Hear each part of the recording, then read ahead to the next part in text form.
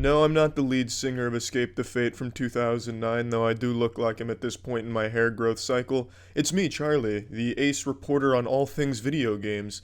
I debated making this video for the last couple days, and I just decided, fuck it, I kinda do want to talk about it. I'm not a massive gamer anymore.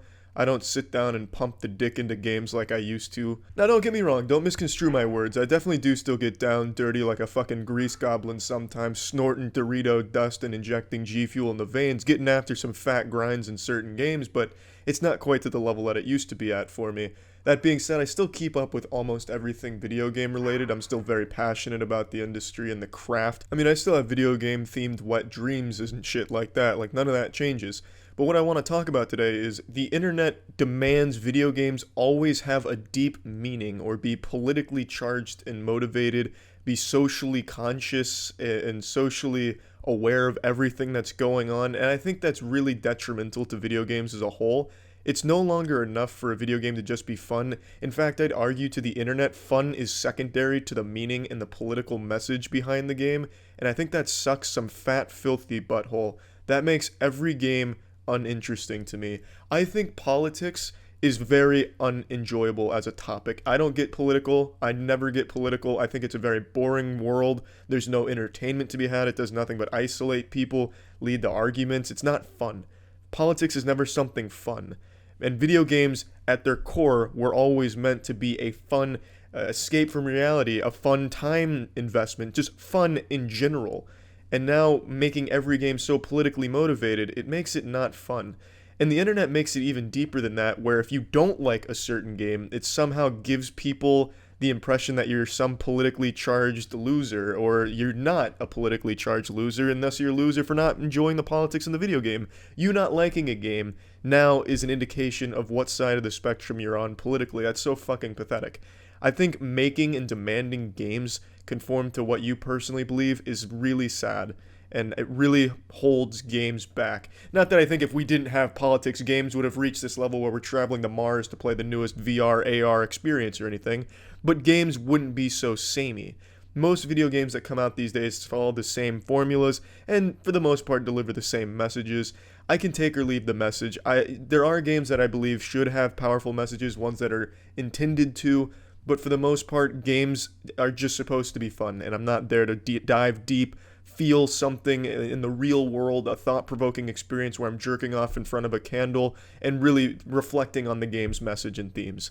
That's not what I play games for. I'm there to have a good time. Now, why I'm bringing this up is because a channel called Extra Credit released this video called Stop Normalizing Nazis. This video is an objectively large pile of dog shit. It is a horrible video no matter how you spin it. Their message is very clear. Basically, in this video, what they're saying is the old debate of video games cause violence, but they spin it as video games cause Nazis. These people are so fucking shameless, they go as far as to compare playing as a terrorist in Counter-Strike to making people into terrorists in the real world. It's really sad and pathetic. And no one agreed with their message. Even the most politically charged gamers disagreed with how they framed their message. But this made me realize just how ingrained politics and social shit are in the video game industry, and I think it's just not good. I think it's ass. I think it's just straight hairy ass that video games have become so synonymous with politics and social shit that it's, you feel the need to make a video called Stop Normalizing Nazis and using fucking Counter-Strike of all things as an example for how it's a bad thing and that you play as a terrorist in a fucking fictional video game. Their arguments in this video suck. They say, you don't opt in to play as a terrorist when you play Counter-Strike. Well, yeah, you do. You fucking bought the game. You know that it's terrorists versus the counter-terrorists. So you opted in by buying the game, by playing the game. They have no argument here. It's really shitty. It's just this really agenda-pushing piece of shit that doesn't work no matter how you look at it. But that's the video game industry as a whole. The more you look at it, the more you'll, read from a reviewer that the negatives they give a game are almost 9 times out of 10 about the message of the game or the politics of the game, and how the reviewer didn't agree with the main character not being who they wanted the main character to be, or be associated with the group they wanted the character to be associated with, and how it was a missed opportunity that the character's a muscly man instead of a skinny man, or something dumb like that. Like these really nitpicky things, how they want everything in their life reflected in their video game. Why do you want that? Why do you want your fictional piece of entertainment to reflect the sad, real world. That fucking sucks. Who wants that? That's like going to sleep and dreaming of doing your taxes. When you dream, you want to be flying around like Superman, firing lasers from your fucking eyes, bench pressing 700 pounds, and, fucking supermodels. You don't want to go to sleep and you're in your high school classroom taking a goddamn math test again. It's stupid to want that from a piece of fictional entertainment. It's really dumb, and it holds the whole goddamn thing back because developers like CD Projekt Red is a good example, how they got attacked for Cyberpunk 2077 that's not even out yet, just this whole laundry list of social problems that they noticed with the game or things that were missing or they felt were missing from the game. So then CD Projekt Red had to go back, allocate a whole bunch of time and resources to make everyone happy that the game is so socially aware of everything in the world that's going on right now to try and make everyone that exists on the internet happy. So all that time they spent doing that could have been spent making the game more fun, making more quest lines or stories for more characters. It feels like to me it holds developers back, it holds games back, and I just don't get the purpose. Why does everything, and I guess it's not even just games, but everything these days has to be so deep and politically driven that it's sickening? And that if it's not deep or politically driven, fucking John Wick got shit on because there wasn't enough politics or social issues addressed in the fucking movie. As if you're going to a movie like John Wick looking to have your goddamn ideals reflected or having a thought-provoking message delivered down your urethra. It makes no sense to me. I don't know why people want the fictional shit to be reflective of the real world. It should be totally separate.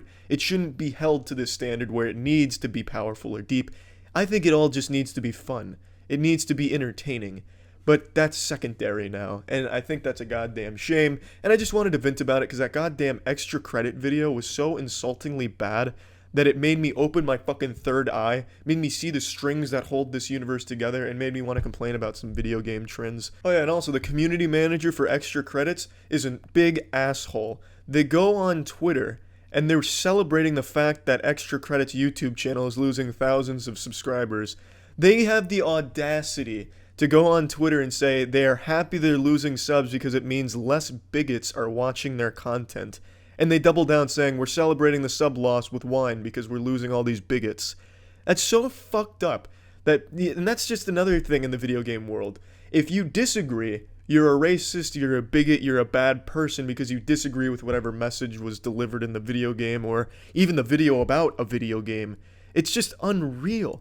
You're not losing bigots. You're losing people that thought the video was really shittily done, which it is. It's a really bad video. Even people that do agree with your message, and I don't imagine there's so many people that agree playing a terrorist in Counter-Strike makes you a terrorist, but even lunatics that do agree with that shit on your video because it's a bad video.